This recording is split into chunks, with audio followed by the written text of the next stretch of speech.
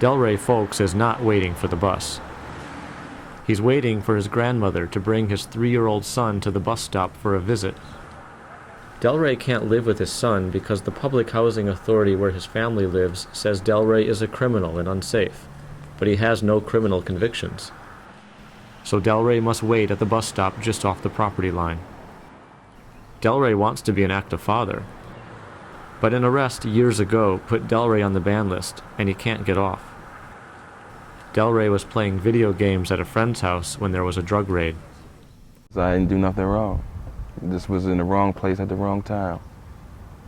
The case was never prosecuted, he wasn't convicted, but the arrest itself placed him on the ban list. And then after that, the only criminal involvement he's had is when he's been arrested for trespassing on Hacker property as a result of being on the ban list when he's tried to go visit his family members. Yeah, there you go. I can't visit my son at his own home.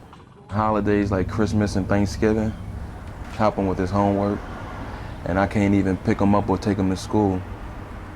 And I've been on the ban list his entire life.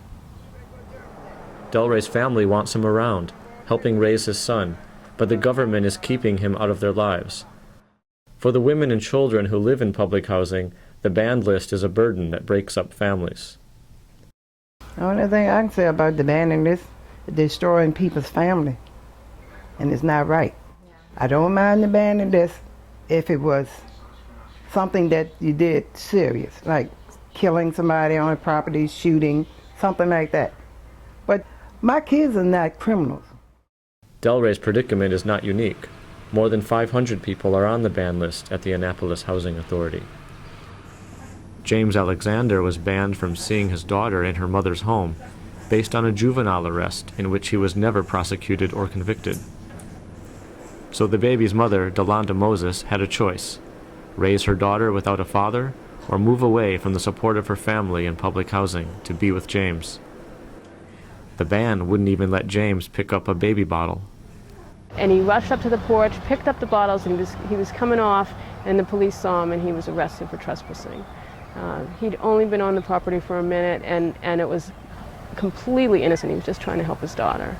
But that just led to a criminal arrest, and now he's being prosecuted. Yeah, I'm trying to be a good father, and I don't know. I just try to stay out of trouble. James played football and basketball in high school. He wants to go to college so he can be a nurse. It's important to me that James be involved because I want her to have a father in her life. You know, everybody don't have fathers in their life and nothing like that, and I want to be a family. That's why we kept the baby, so we can be a family, not to get separated. So the reality is very far from the abstract goal, which is a laudable one, of making public housing safer. It just ends up making things more difficult for these women who are trying to raise their children and do so with the support of their families. They got this banning list and these fathers can't participate in the kids' life. It's wrong, because if they didn't want to be in the kid's life and could be in it, they would have something to say. Oh, he got these kids and he don't do this and he don't. They got kids now and they still can't do nothing with them because of the banning list. In the effort to clean up public housing or to rid public housing of drugs, these law and order policies come on and make life that much harder for single mothers. Would you want the government to come in and say who you can invite into your own home, and to potentially arrest your guests if they dared to come into your home against the will of the government? I feel sad and depressed sometimes because I want to be there for them. I want to show them that I care about them.